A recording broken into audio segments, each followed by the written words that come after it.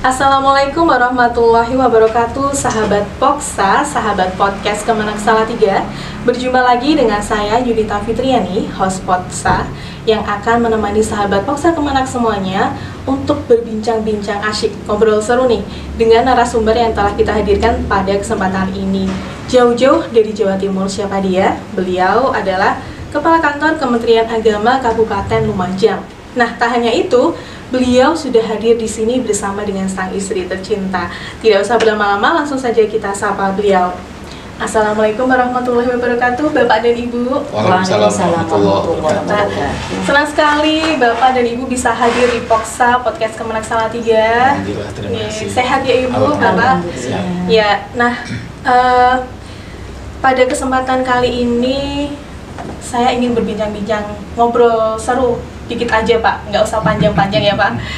Yang pertama, kesan apa sih yang Bapak dapatkan saat pertama kali menginjakkan kaki di Salatiga, khususnya di kantor Kementerian Agama Kota Salatiga ini? Jadi awal saya tertarik ke Salatiga itu karena mendengar informasi bahwa tahun 2021 sudah mendapat penghargaan predikat UBK, dan sudah banyak yang studi tiru ke tempat ini. Nah, karena Kabupaten Lumajang insya Allah untuk program Z ini akan dimulai tahun 2023, maka saya mengawali di bulan Juli ini datang ke sini dalam rangka untuk studi tiru. Kalau ilmunya mungkin sedikit banyak udah dapat, tapi untuk melihat realisasi di lapangan seperti apa itu menjadi penting bagi kita, khususnya saya sebagai Kepala Kantor Kementerian Agama di Lumajang dan seluruh pejabat dan tim ZI di Kemenak Lumajang. Nah, kenapa nih Bapak ingin datang ke Salatiga dan tahu informasinya kalau Salatiga sudah WBK itu dari mana Pak? Oke, jadi saya tahunya pertama dari internet ya, dari webnya sini. Kemudian saya sendiri dengan tidak sengaja satu angkatan di Diklat Tim 10 bersama Bapak Kepala Kemenak Kota Salatiga, sehingga saya banyak berbincang, sharing, dan saya merasa penting perlu untuk datang ke Salatiga. Dan alhamdulillah ketika saya nyampe ke sini, dari sambutan pertama saya datang mendapatkan sesuatu yang unik dan berbeda dari kemenak-kemenak yang lain. Mudah-mudahan nanti bisa kami tiru, kami kembangkan untuk menjadikan Lumajang menjadi kemenak yang sama-sama mendapat predikat UBK. Iya Pak. Jadi untuk tahun berapa Pak nanti bisa ikut para predikat UBK? 2023. Nah, sementara ini sampai saat ini sejauh mana sih Pak perkembangan zona integritas yang telah dibangun di Lumajang?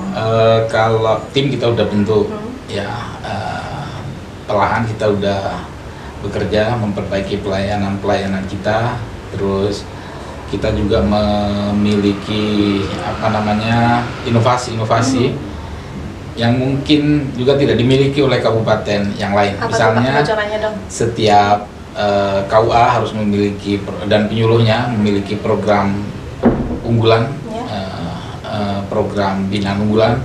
Misalnya di Lumajang ada Bumi Tilawah, itu gerakan membumikan Al-Quran, sudah membuat buku, kemudian MOU dengan seluruh lembaga, baik di madrasah maupun yang di bawah Dignas. Kemudian ada Kota Bersinar, itu kecamatan bebas dari narkoba. Itu bagian dari bentuk inovasi. Terus ada kawasan literasi 99, itu khusus untuk menciptakan anak-anak kecil, anak muda dan orang tua, ada sekolah mamanya juga, itu cinta terhadap buku dan pendidikan agama. Di sisi yang lain, ini juga berkat dari istri saya, dan ini sudah saya publikasikan di awal, bahwa Kepala Kemenak tidak akan menerima uang apapun dari seluruh pejabat atau orang di Kementerian Agama. Itu bagian dari integritas yang menurut saya memang semuanya harus dimulai dari pimpinannya. Iya, semua komitmen dari bawahan anak buah itu pasti harus dimulai dari pimpinannya ya Pak. Karena pimpinan itu role model banget untuk anak buahnya, untuk ASN. Nah, dengar-dengar Bapak mantan wartawan ya Pak? Iya betul. Oh ya, ceritakan dong Pak. Iya, sebelum saya tersesat ke jalan yang benar ya, di Kementerian Agama sebelum itu, di jalanan ya Pak? Iya, saya menjadi wartawan di Jawa Pos. Wartawan itu dunia yang sangat menyenangkan walaupun penuh dengan dinamika dan tantangan. Ya. Satu hal yang saya rasakan, apa yang dikatakan oleh orang bijak bahwa dunia ini akan menangis saat wartawan bilang menangis, dan dunia akan tersenyum saat wartawan bilang tersenyum, dan itu sudah saya buktikan dan bisa. Tapi ketika saya ada di Kementerian Agama, saya harus meyakini hal yang lebih luar biasa, bahwa Kementerian Agama adalah lokomotif dalam bidang pembangunan agama. Maka Kementerian Agama harus mampu untuk bergerak di garda paling depan untuk membangun negeri ini dalam sisi keagamaan. Dan itu saya buktikan. Misalnya mulai dari Jember, sekarang di Lumajang, saya mendirikan pondok pesantren di lapas, dan itu menjadi percontohan. Namanya Pondok Pesantren At-Taubah. Kemarin sudah dapat studi tiru, karena dari situ kemudian lahir hafidh-hafidhul Al-Quran.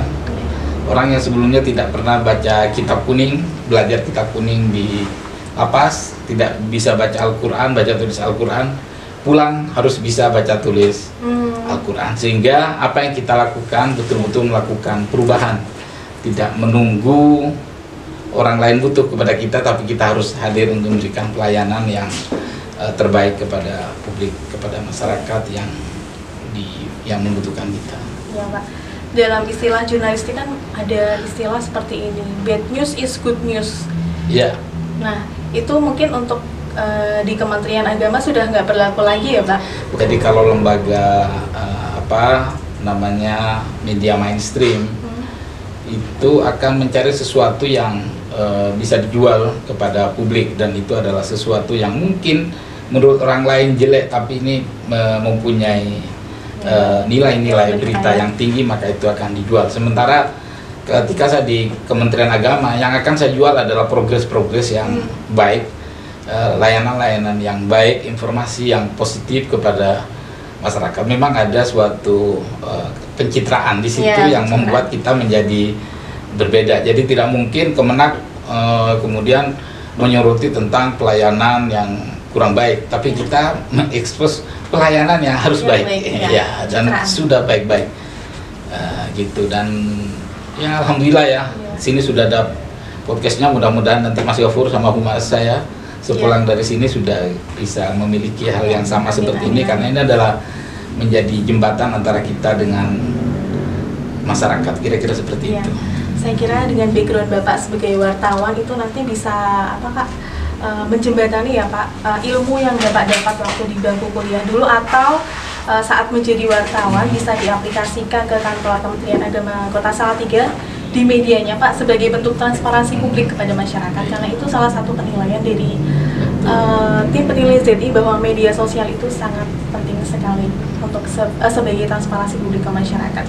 Nah baik, sekarang saya akan berbincang-bincang dengan Ibu ya Bapak. Selamat siang, selamat sore Ibu Riri.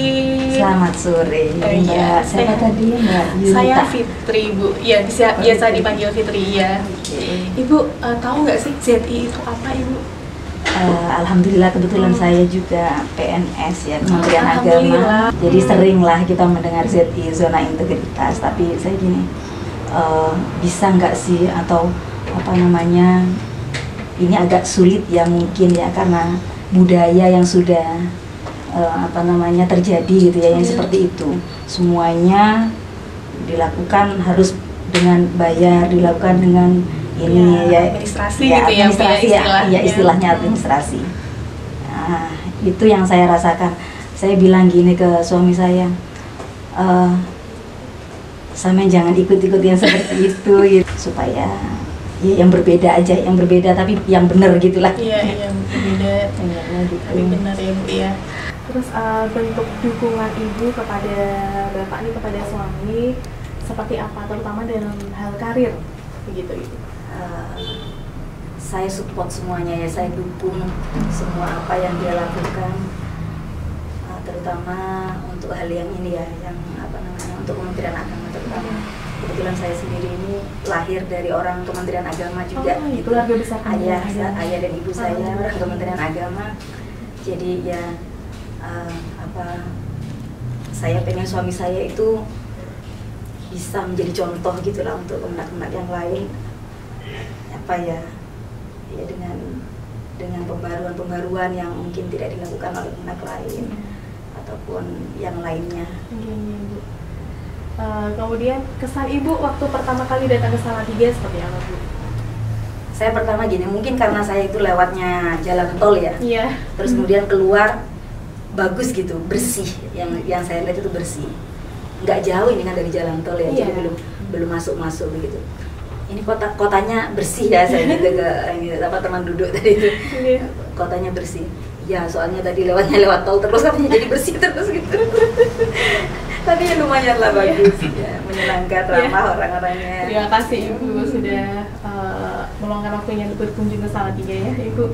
Untuk mengetahui nih atau seberapa besar mereka tahu each other atau satu sama lain tuh mereka sejauh mana kita akan mengadakan game Switch Couple. Nah ini nanti Bapak dan Ibu akan saya beri kertas masing-masing. Nah saya akan memberikan kurang lebih 7 atau 8 pertanyaan. Misalnya, banyak kali ya. Singkat, misalnya ukuran sepatu Ibu berapa? Nanti Bapak tulis. Ibu juga tulis. Kayaknya nggak bakal tahu deh. Oke. Mulai sekarang ya teman-teman, bisa diambil di laci Bapak Ibu. Ya, jangan diperlihatkan ke lawan main ya. Ini bisa di ini. Oh bisa. Nggak boleh begini ya? Iya, jangan dikasih contekan lawan mainnya. Yang pertama, berapa ukuran sepatu Bapak dan berapa ukuran sepatu Ibu?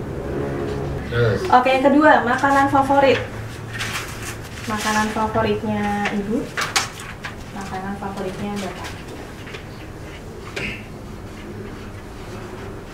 Saya kan jawab punyanya dia. Iya, jawab punyanya Bapak.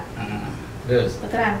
Kemudian tanggal lahirnya Ibu berapa Pak? Tanggal lahirnya Bapak berapa? Dia nggak pernah kasih Hafalnya, saya Pak. selamat ulang tahun. Curhat nih Ibu.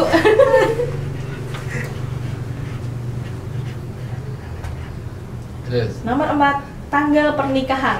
Nah, ini nggak mungkin berbeda ini. Kayaknya sudah lupa ya. Nggak mungkin berbeda ya.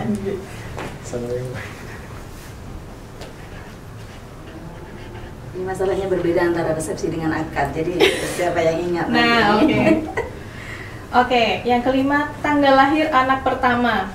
Biasanya bapak-bapak kadang suka lupa tuh. Benar nggak? Ini juga jawaban sama ya. Nomor 6, hobi. Ini belum selesai. Oh, belum selesai. Soalnya mengingat-ingat dia. Iya. Oke Pak, oke. Kami tunggu sampai selesai. Oke, nomor 6. Hobi Pak. Apa dia nggak punya hobi khusus?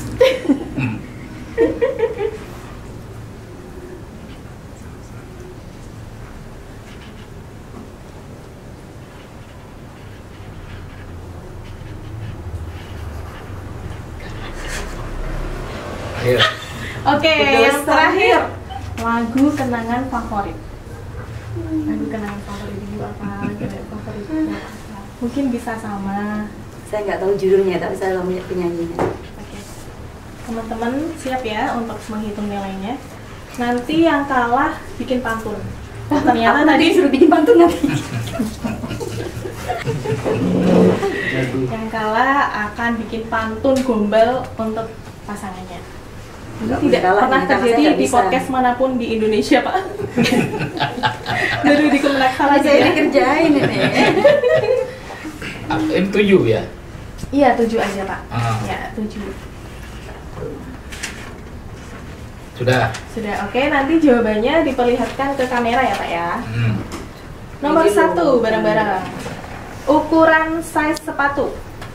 1, 2, 3, langsung ke kamera. 37. 37, bener Bu, ukuran sepatunya 37. Salah.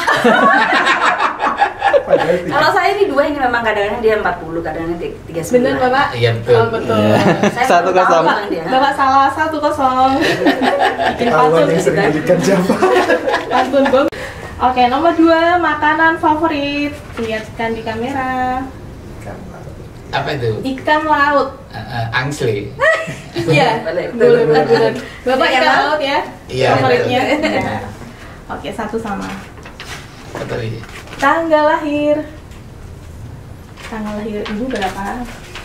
22/11/78. Ini hampir sama soalnya, 78. jadi pasti kita tahu.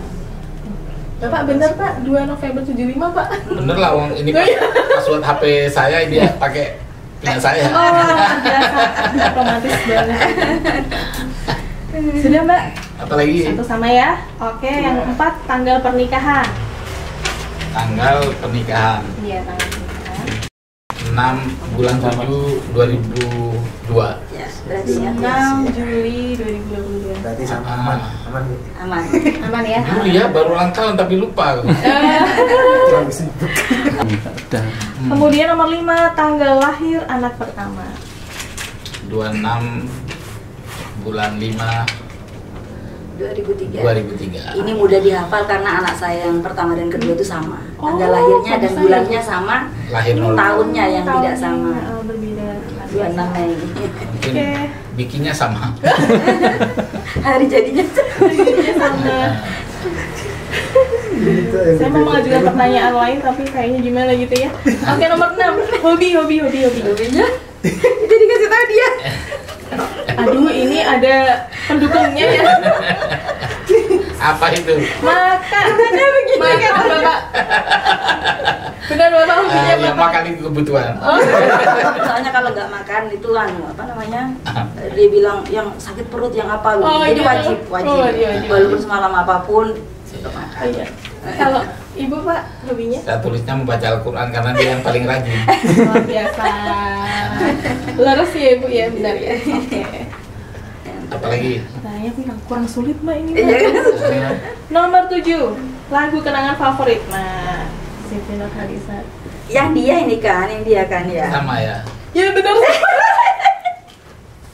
Soalnya Luar dia biasa. dia merubah lagu Siti Nurhaliza itu menjadi nama saya itu artinya ya. Apa? Biasa.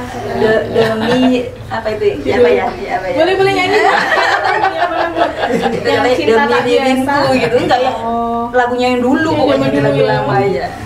Sebenarnya berapa? Biasa. Jadi ini dari 7 pertanyaan. Ini yang salah, saya bebas deh kayaknya. Ini Bumbu. iya yang menang adalah Ibu Riri. Kayaknya anak saya dukung ibunya itu. Dukung ibunya ya. Nah, yang kalah bikin pantun gombal nih Pak buat Iya. istri. Pinter dia kalau gombal dulu masih. Saya hanya mau bercerita aja ya. Iya Pak, boleh. Suatu ketika di suatu malam saya habis sholat tahajud, saya bangunin beliau. Kalau dulu masih manten anyar itu kan panggilnya Yang gitu. Iya. Iya Yang. Sayang bebek. Karena ini udah sama-sama sekarang kan mengikuti anak-anak semuanya manggil ayah, manggil ibu, jadi saya juga manggil ibu. Saya bangunin, Bu. Waktu habis sholat saya pandangi beliaunya tuh. Ya Allah, terima kasih kau telah memberikan anugerah yang tak terhingga istri saya untuk saya. Kemudian beliau saya bangunin, Bu, bangun. Apa ya? Barusan saya berdoa untuk kamu. Doanya gimana? Saya sampaikan, ya Allah, bila kelak engkau takdirkan aku masuk surga, izinkan bidadari yang menemaniku adalah istriku sendiri. Masya Allah, luar biasa. Luar biasa Bapak. Aduh, ya begitulah. Ibu kelopak-kelopak nggak Bu? Iya, langsung menurut saya lah. Karena emang harus begitu, apa namanya, keluarga itu harus tetap semangat malam pertama ya. Semangat malam pertama ya, Iya. sahabat Poksa, jangan lupa itu. Saya masih ingat surat pertama untuk beliau dulu itu. Sahabat, kau laksana bidadari berselendang biang lala. Saat aku melihatmu, serasa bahwa kaulah yang paling sempurna di dunia ini. Tidak ada alasan bagiku untuk tidak mencintaimu. Pak, jangan salah-salah ya Pak, kalau jadi saya salah sasaran ya Bapak kenapa jadi saya ya? Luar biasa, Masya Allah sekali. Ini merupakan podcast yang sangat menarik ya teman-teman semua. Baru kali ini ada bintang tamu yang menangis. Luar biasa Pak. Terima kasih Bapak, Pak Muslim dan Ibu Riri sudah meluangkan waktunya untuk berbincang-bincang bersama kami, sharing info, sharing ilmu di Poksa Podcast Kemenang Salatiga. Semoga Bapak dan Ibu senantiasa diberikan kesehatan untuk memimpin Kementerian Agama, begitu juga Ibu melaksanakan tugas-tugas seorang ASN dan seorang istri juga seorang ibu dengan baik. Baik, terima kasih sekali lagi kami ucapkan. Selamat menjalankan aktivitas selanjutnya Bapak Muslim dan Ibu Riri. Baik sahabat Poksa, sahabat podcast Kemenang Salatiga, demikian tadi perbincangan luar biasa saya bersama dengan Bapak Muslim dan Ibu Ririn, Kepala Kantor Kementerian Agama Kabupaten Lumajang. Saksikan terus program-program Kemenak lainnya hanya di YouTube channel Kemenak Salatiga. Jangan lupa like, comment, and subscribe. Saya Yudita Fitriani pamit. Wassalamualaikum warahmatullahi wabarakatuh. Waalaikumsalam warahmatullahi wabarakatuh.